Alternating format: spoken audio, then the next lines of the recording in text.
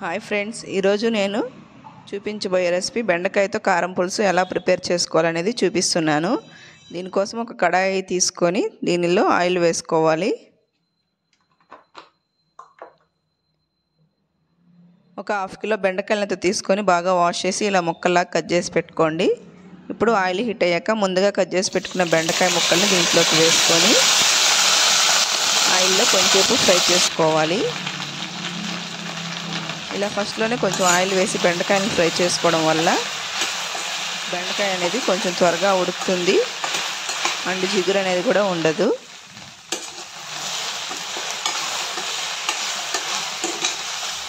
ఇప్పుడు ఈ curry prepare చేయడానికి 2 టమోటా, 2 ఆనియన్స్, కొన్ని వెల్లుల్లి రబ్బలు ఇలా పొట్టు తీసుకొని కొంచెం కరివేపాకు, ఒక గిన్నెలో చింతపండు రసాన్ని నానబెట్టి పక్కన పెట్టుకోండి. ఇవన్నీ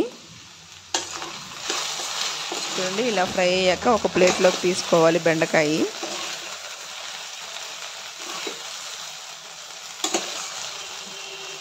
ఈ బెండకాయ కర్రీ అనేది కొంచెం చేపల పులుసు టేస్ట్లో కూడా వస్తుంది. ఇప్పుడు అదే కడాయిలో ఇంకొంచెం ఆయిల్ వేసుకొని దీనిలో కొంచెం మెంతులు వేసుకోవాలి.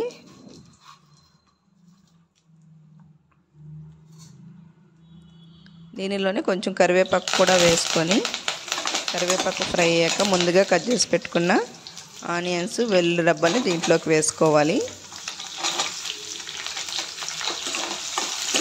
ఆనియన్స్ కొంచెం ఫ్రై అయ్యాక కట్ చేసుకున్న టమోటా ముక్కలను కూడా వేసుకోవాలి.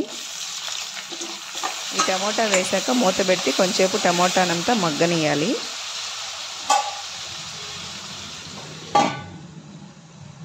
చూడండి, ఇప్పుడు మూత ఓపెన్ చేసి టమోటా మగ్గుంటుంది కదా, ఆ స్టేజ్లో ఉన్నప్పుడు దీనిలోనే కొంచెం పసుపు,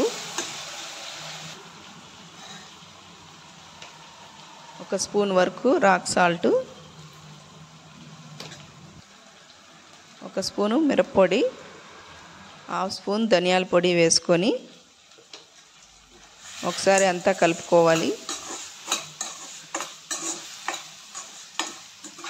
ఇలా అంతా ఒకసారి మిక్స్ చేసుకున్నాక ముందుగా నానబెట్టుకున్న చింతపండు రసాన్ని దీంట్లోకి వేసుకోవాలి.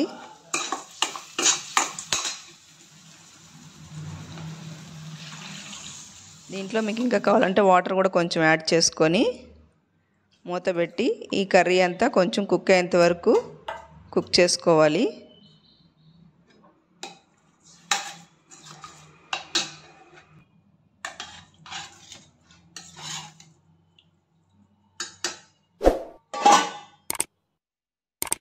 కొంచెం దగ్గరకు వచ్చేంత వరకు కుక్ చేసుకున్నాక ముందుగా వేయించుకున్న బెండకాయ ముక్కల్ని దీంట్లోకి వేసుకోవాలి.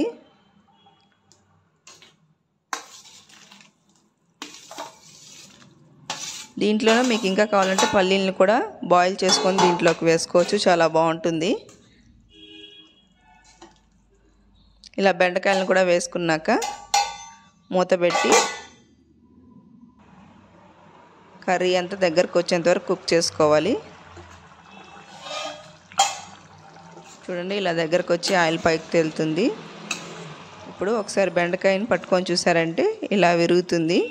ఆ స్టేజ్లో ఉన్నప్పుడు స్టవ్ ఆఫ్ చేసుకొని మూత పెట్టి అలాగే కొంచెంసేపు ఈ కర్రీని ఊరనిచ్చారంటే చాలా బాగుంటుంది.